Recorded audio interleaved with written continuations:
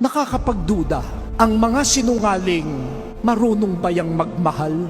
Desire, anumang nasa, hilig, gusto, masama man o mabuti, is love trying to happen. Yung mga gustong mangopya, hukayin natin, ugatin natin, at ang makikita natin kapag humukay tayo ay, sa totoo lamang, what we are looking for is love. Bakit ka nangungopya? Of course, para makapasa dahil ikaw ang breadwinner, para makagraduate, pero ugatin mo kasi, you love your family. Saan ito nag-uugat? Love.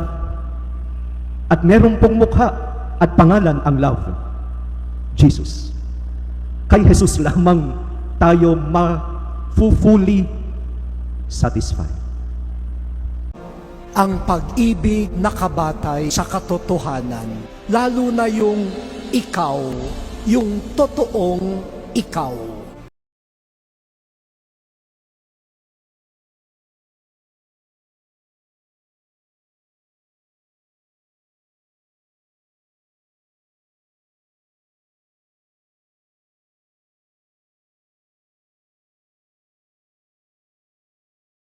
Nung tinanong si Jesus, hinahanap namin si Jesus. Kung ako si Jesus at nahalata ako, hindi pala nila kilala. At tinanong ko, sino hanap ninyo? Si Jesus na taga Nazaret. Abay, ituturo ko si Judas. Ayan, yan si Jesus.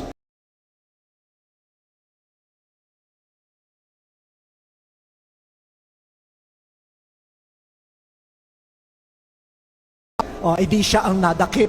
Hindi. Ang umiibig, totoo.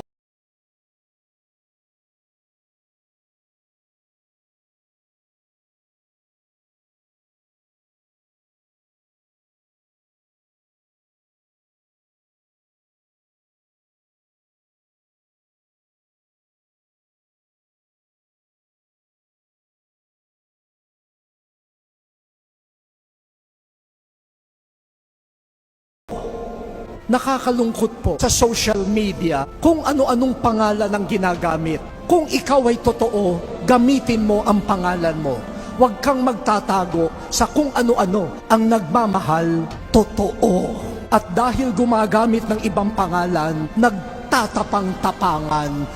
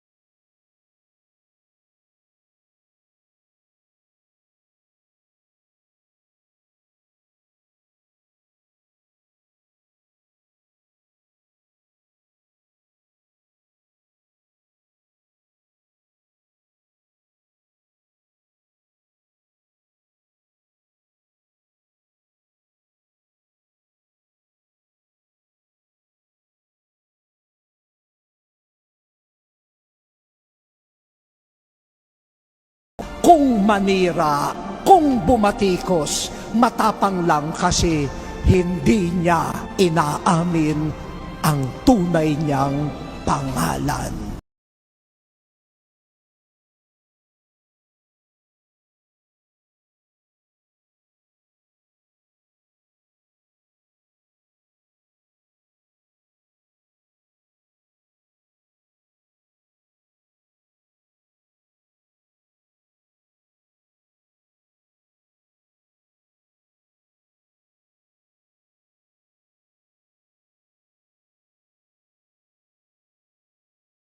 Ang daming duwag sa mundong ito at dahil duwag, hindi marunong magmahal.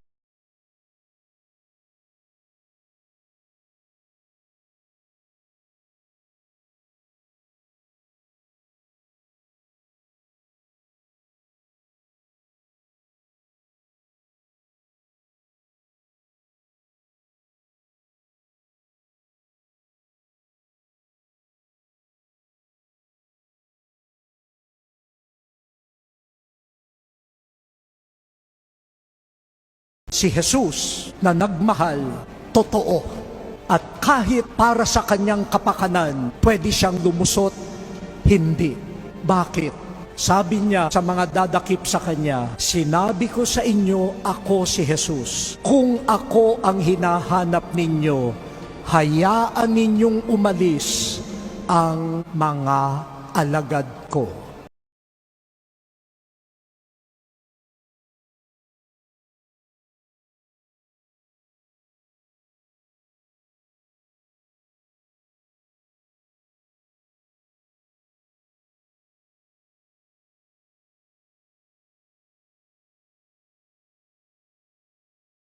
Mapahamak ka na, basta ligtas ako. Kung ako si Jesus at nahalata ako, hindi pala nila kilala at tinanong ko, sino hanap ninyo? Si Jesus na taga Nazaret. Abay ituturo ko si Judas. Ayan, si Jesus. Palusot, alibay.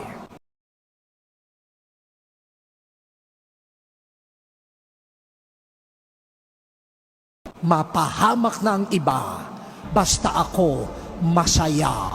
Ha, ha, ha. Hindi masaya yon. Yon ay tawa ng Diablo.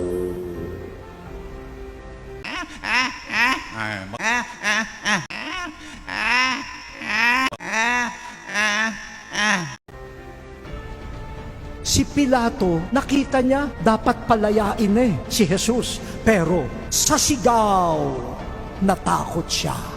Nagpadala siya. Samantala, dumating sa punto, si Jesus hindi na sumagot. Ang panlaban niya sa sigaw ay ang katahimikan. Katahimikan ng isang tao na hindi na kailangang magdepensa sa sarili dahil nasa kanya ang katotohanan. Ako po ay nakadiskubre na meron akong 4 na Facebook accounts na ginagamit ang pangalan ko. Hindi naman ako ang nagbukas. Kung nandito yung nagbukas noon, pwede ba pakitaas ang kamay? May pangalan ka naman siguro Gamitin mo. Bakit mo hinihiram ang pangalan ko? Ano yan pagnanakaw yan ng identity. Sa mundo natin ngayon, dinadaan na rin naman sa sigawan. Unahan lang sa paninindak. Patayin sa sindak si Barbara. At ngayon, kahit hindi pelikula, ganyan ang estratehiya. Patayin sa sindak. Manindak ka, at mamamatay sila.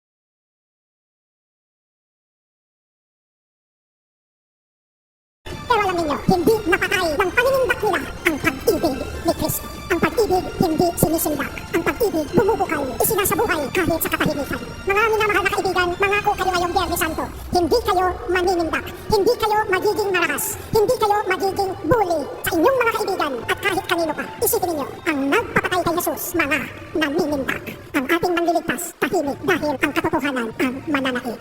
Tingnan ninyo si Jesus. Matuto tayo sa Kanya papaano tunay na magmahal.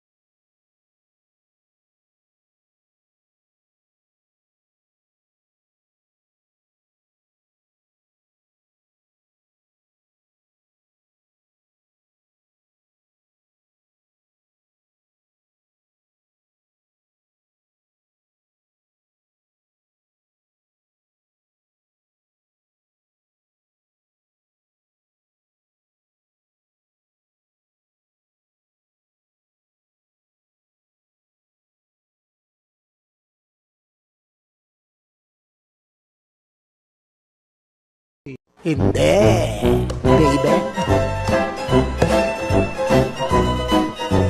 Ang kasinungalingan, palusot, alibay, mapahamak ng iba.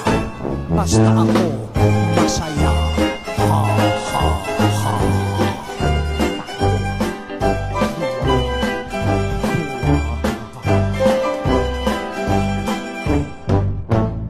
This program is brought to you by mga dapat sa simbahang Katolika sa Pilipinas.